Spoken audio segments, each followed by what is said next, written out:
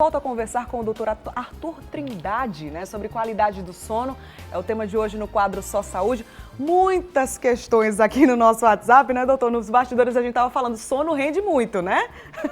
Demais, Vamos né? então. Muita gente falando sobre a questão do ronco, né? Inclusive várias esposas reclamando que os maridos roncam demais. Querem saber se pode ser alguma coisa relacionada a cansaço, se tem tratamento, como é que isso pode mudar, doutor? Fala aquele dado que o senhor falou sobre a questão das separações, é verdade, né? É verdade, é verdade. A terceira causa de separação é o ronco, na verdade, ficando atrás apenas de traição e distúrbios financeiros, problemas financeiros.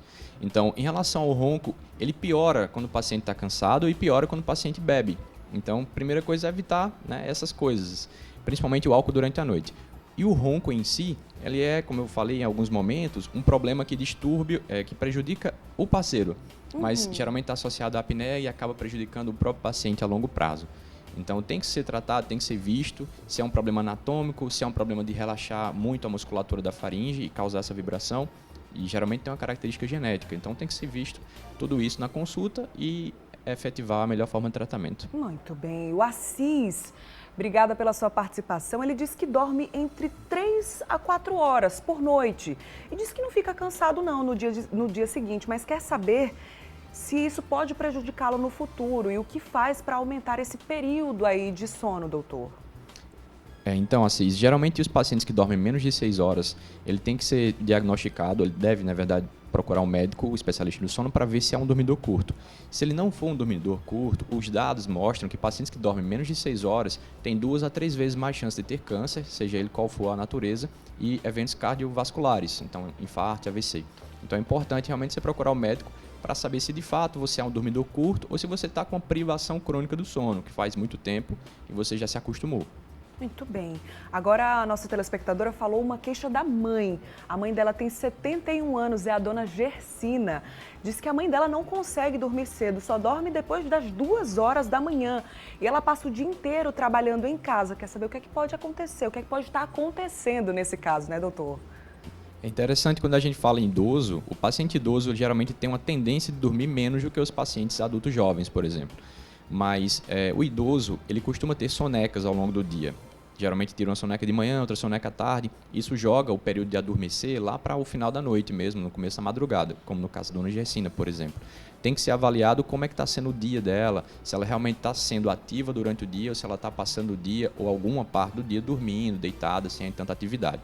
E isso tem que ser questionado na consulta, tem que avaliar como é que está a arquitetura do sono, se ela tem episódio de apneia ou não, ou se realmente ela é uma que a gente chama de atraso de fase, que o paciente naturalmente dorme mais tarde e naturalmente acorda mais tarde. Então, tem que ser visto, tem que ser avaliado. Muito bem. A nossa telespectadora disse que o esposo dela é policial militar e ela disse que ele nunca tem o sono tranquilo, sempre dorme pouco e com isso ele sente a falta do sono também. Diz que está sempre estressado com pouca paciência. O que fazer nesse caso? Reflete completamente na qualidade de vida e em outras áreas da vida também, né, doutor Arthur? Com certeza, Bruna. Acontece que quando o paciente não dorme, existe uma alteração natural do humor. Muitos trabalhos já apontam depressão, ansiedade por uma má qualidade do sono. Então, o paciente que é profissional de segurança, ele já vive uma situação de estresse o tempo constante, né? E geralmente eles trabalham de forma de plantão também. Então, esses turnos alternados, trabalho noturno, pode prejudicar a qualidade do sono. Ele tem que procurar um médico, dar uma avaliada, ver como é que ele pode se amenizar esse impacto dos trabalhos noturnos e ver como é que está o humor dele também. Porque uma coisa influencia na outra. O paciente que tem um humor alterado, por exemplo, um transtorno do humor como uma depressão, ele pode dormir ruim e o sono ruim pode promover depressão.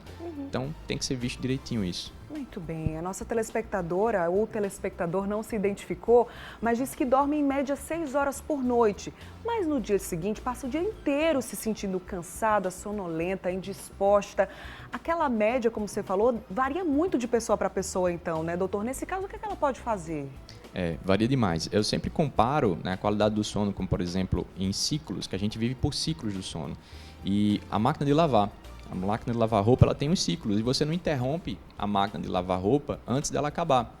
O despertador, ele acaba interrompendo o seu ciclo do sono. Então, se você dorme 6 horas por noite, está se sentindo cansado, está tendo problemas de qualidade durante o dia, é importante você programar a sua noite para dormir mais tempo. senão você vai ter repercussões, seja elas cognitivas, comportamentais ou mesmo metabólicas. Muito bem, a gente mostrou naquela telinha, né, lá no bloco anterior, os principais distúrbios do sono, os mais comuns. Entre eles estava lá, ó, o bruxismo, é o penúltimo lá, antes da apneia. E uma telespectadora mandou mensagem justamente sobre esse assunto, dizendo que tem 2 filhos com bruxismo. Quer saber por que isso acontece? Já pergunta se tem tratamento também, doutor.